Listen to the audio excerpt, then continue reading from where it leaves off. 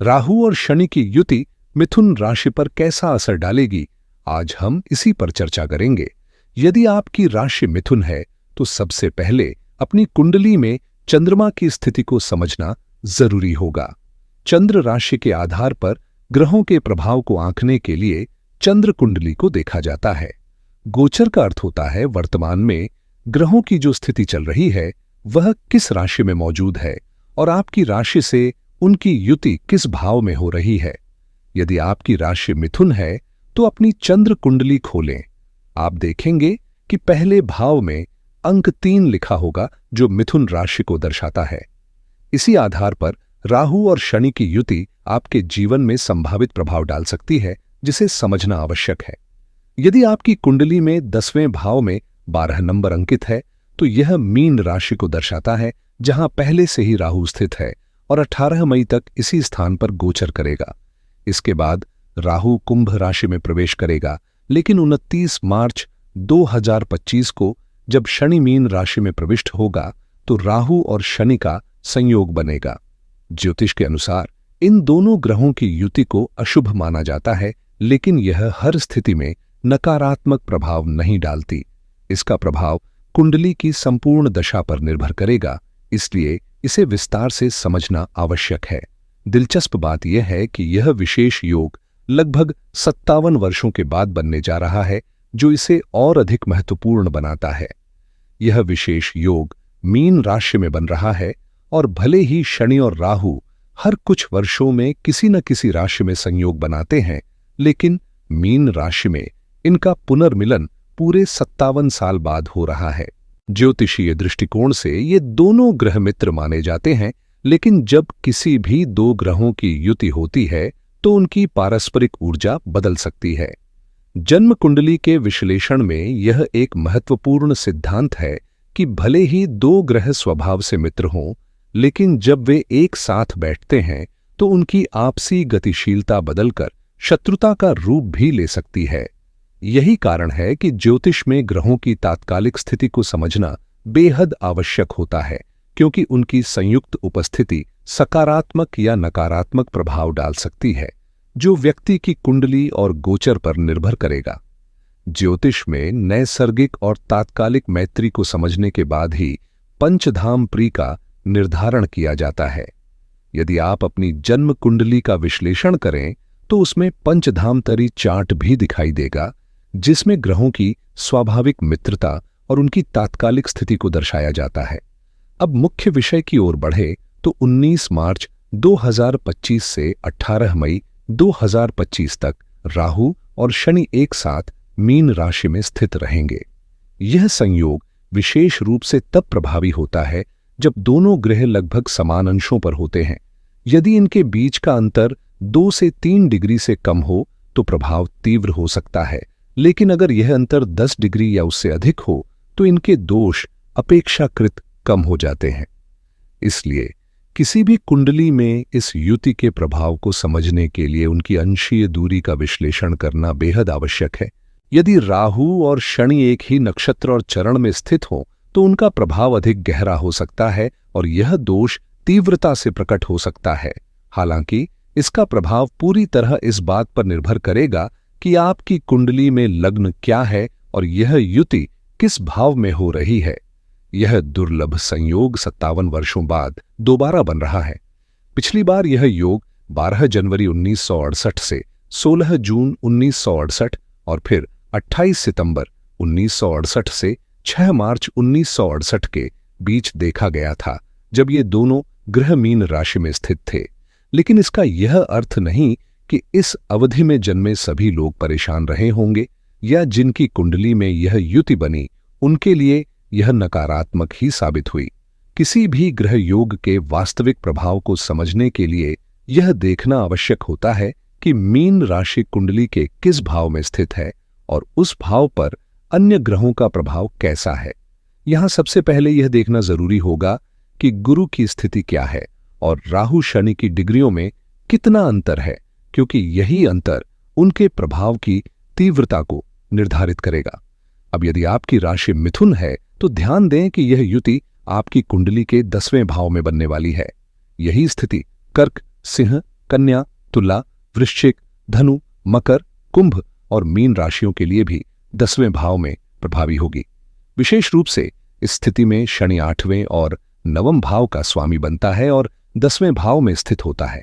अगर इसे गहराई से देखा जाए तो भाग्येश शनि अपनी मूल त्रिकोण राशि कुंभ का स्वामी होने के कारण 10वें भाव में बैठकर कोई नकारात्मक स्थिति नहीं बना रहा। यहां तक कि राहु की उपस्थिति के बावजूद भी स्थिति खराब नहीं मानी जाएगी, क्योंकि इस भाव में शुक्र और बुध जैसे शुभ ग्रह भी मौजूद हैं, जो संतुलन बनाए रखने में सहायक होंगे। इसके बीच में सूर्य और चंद्रमा भी प्रवेश करेंगे, जिससे ग्रहों की ऊर्जा और अधिक प्रभावशाली हो जाएगी। अब एक महत्वपूर्ण ज्योतिषीय घटना को ध्यान में रखना आवश्यक है। 28 मार्च की शाम 4:48 से लेकर 30 मार्च की शाम 7 बजे से लेकर 8 बजे तक है। 4:35 तक 6 ग्रहों की युति बनने जा रही है, जिसमें चंद्रमा और सूर्य भी शामिल होंगे, जबकि शुक्र, बुध, शनि और राहु पहले से ही इस संयोग में उपस्थित रहेंगे। इसके अलावा एक और महत्वपूर्ण तिथि 25 अप्रैल है, जब सुबह 3:30 से 27 अप्रैल की सुबह 3:04 तक 5 ग्रहों की युति बनेगी, जिसमें चंद्रमा, शनि, राहु, बुध और शुक्र एक साथ रहेंगे।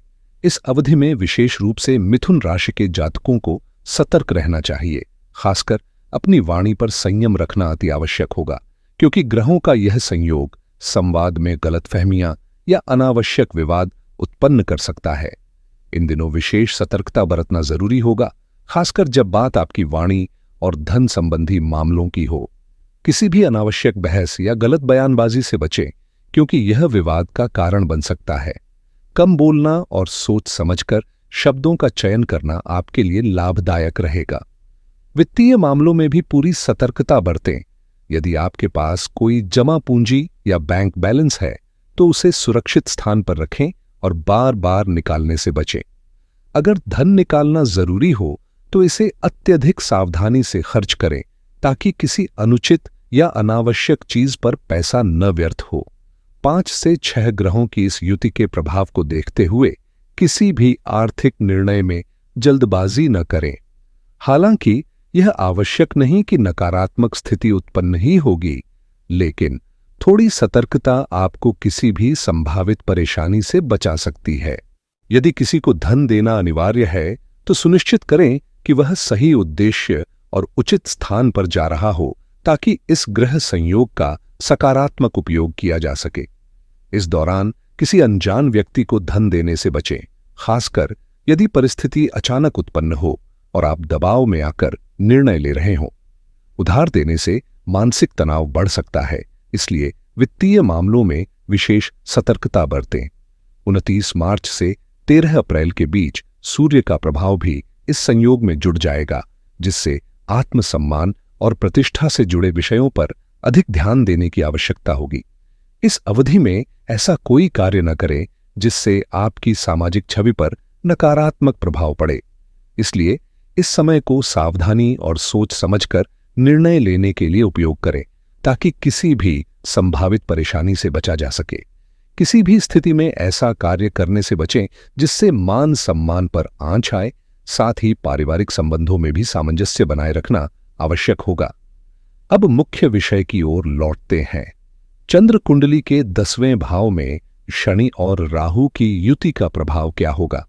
ज्योतिष शास्त्र के अनुसार गोचर में जब शनि मिथुन, कर्क, सिंह, कन्या, तुला, वृश्चिक, धनु, मकर, कुंभ और मीन राशियों में प्रविष्ट होता है, तो इसका प्रभाव विशेष रूप से देखा जाता है। यदि गुरु 12वें भाव में स्थित है, तो उसकी स्थिति आदर्श नहीं मानी जाती। हालांकि वह जिन नक्षत्रों में है, वे उसके अनुकूल ग्रहों के हैं। उदाहरण के लिए, यदि गुरु वृषभ राशि में स्थित है, तो भले ही राशि शत्रु हो, लेकिन वह कृतिका, रोहिणी और मृगशिरा जैसे नक्षत्रों में होगा, जो क्रमशः सूर्य, चंद्रमा और मंगल के अधीन हैं। ऐसे में गुरु की ऊर्जा को समझना आवश्यक है, क्योंकि यह मित्र ग्रहों के प्रभाव में रहकर भी परिस्थितियों को संतुलित करने की क्षमता रखता है।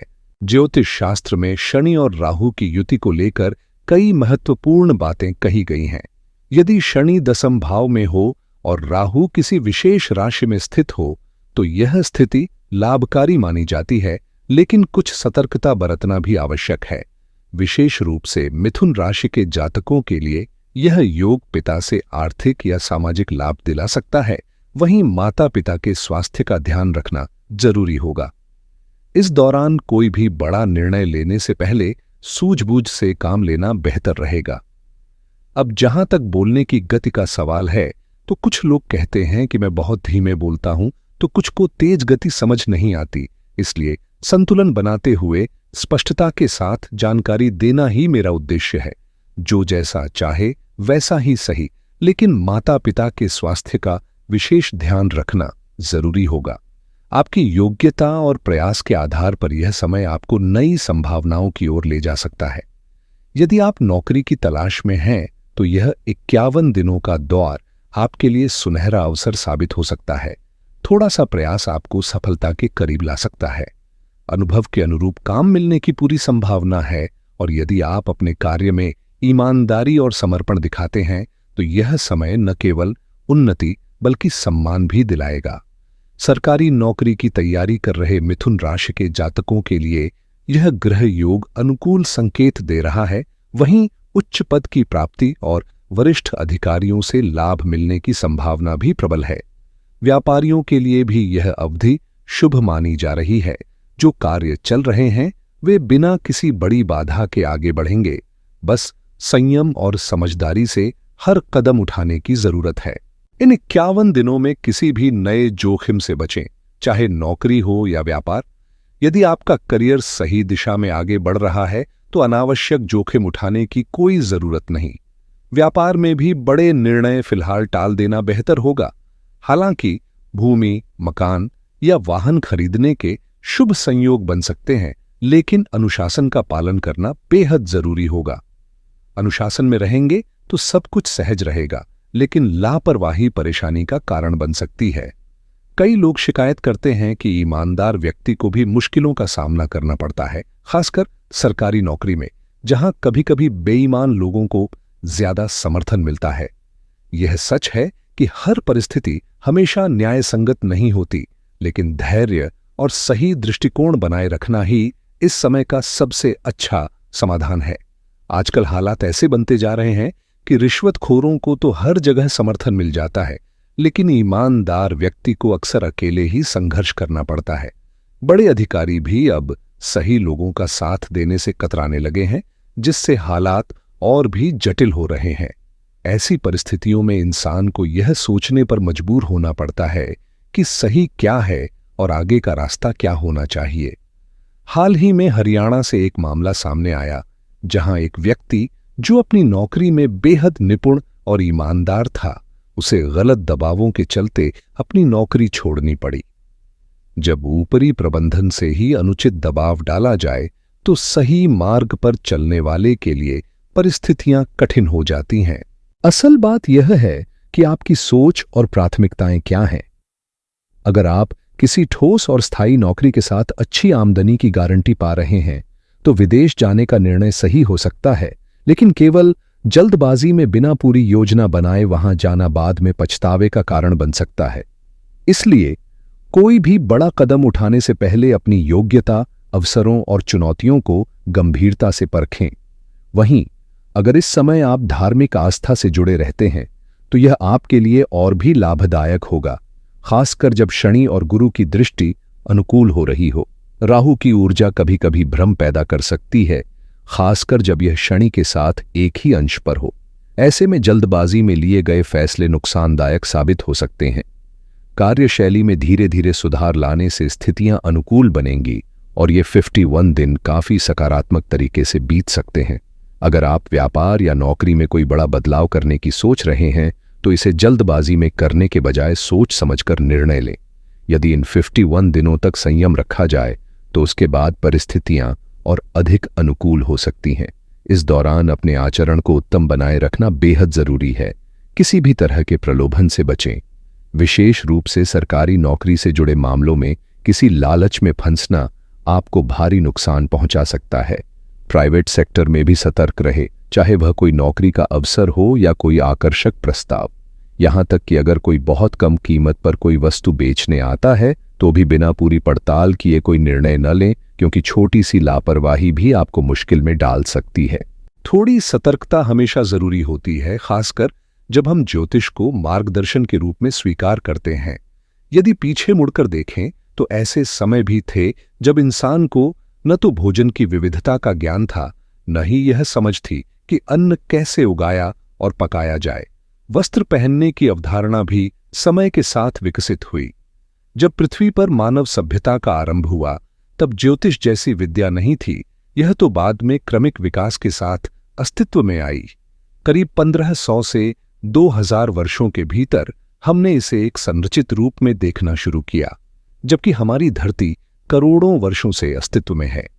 यह समझना जरूरी है कि हर चीज का विकास धीरे धीरे हुआ। आविष्कार, खोज और परंपराओं के साथ हमारी जीवन शैली आकार लेती गई। शुरुआत में मनुष्य के पास कोई दिशा निर्देश नहीं थे, लेकिन अनुभवों और प्रयोगों के माध्यम से उसने न केवल जीने के नए तरीके सीखे, बल्कि ब्रह्मांड और ग्रह नक्षत्रों को भी समझने का प्रयास किया, जिससे ज्योतिष जैसी विद्या अस्तित्व में आई। किसी भी फैसले में जल्दबाजी से बचें, चाहे वह नौकरी से जुड़ा कोई नया प्रस्ताव हो या व्यापार में कोई नया अवसर। पहले गहराई से विचार करें कि आपकी मौजूदा स्थिति कैसी चल रही है और क्या बदलाव वाकई आवश्यक है। यदि नई नौकरी ज्वाइन करने की सोच रहे हैं तो इसे कम से कम 51 दिनों के बाद ही अमल में लाना बेहतर रहेगा, जिससे परिस्थितियां अधिक अनुकूल बनेंगी। इस दौरान कार्य से जुड़ी यात्राएं संभव हैं, जिनमें अतिरिक्त भागदौड़ रहेगी। खासतौर पर व्यापारिक यात्राओं में अधिक व्यस्तता देखने को मिल सकती है। गुरुवार की स्थिति इस भागदौड़ को और बढ़ा सकती है, इसलिए धैर्य से काम लें और हड़बड़ी न करें। साथ ही स्वास्थ्य को नजरअंदाज न करें और किसी भी तरह की लापरवाही से बचें। उपाय के रूप में संयम और सतर्कता अपनाएं। जल्दबाजी और लापरवाही को पूरी तरह त्यागें, ताकि यह समय आपके लिए सकारात्मक परिणाम लेकर आए। अगर आप किसी भी तरह की बाधाओं से बचना चाहते हैं या जीवन में सकारात्मक ऊर्जा लाना चाहते हैं, तो हनुमान जी की आराधना एक प्रभावी उपाय हो सकता है। किसी भी पूजा में उनका स्मरण करें, नियमित रूप से हनुमान चालीसा का पाठ करें या फिर गणपति अथर्व शीर्ष का पाठ अपनाएं, जो न केवल विघ्नों को दूर करता है बल्कि मानसिक शांति भी प्रदान करता है। यह पाठ करने में ज्यादा समय नहीं लगता, सिर्फ 3-4 मिनट, लेकिन इसका प्रभाव अत्यंत लाभकारी हो सकता है। अगर आप इसे सुनना या पढ़ना अपनी दिनचर्या में शामिल करेंगे तो निश्चित रूप से आपको सकारात्मक परिवर्तन देखने को मिलेंगे। अगर यह जानकारी उपयोगी लगे तो इसे दूसरों के साथ साझा करें, वीडियो को लाइक करें और चैनल को सब्सक्राइब करना न भूलें। धन्यवाद।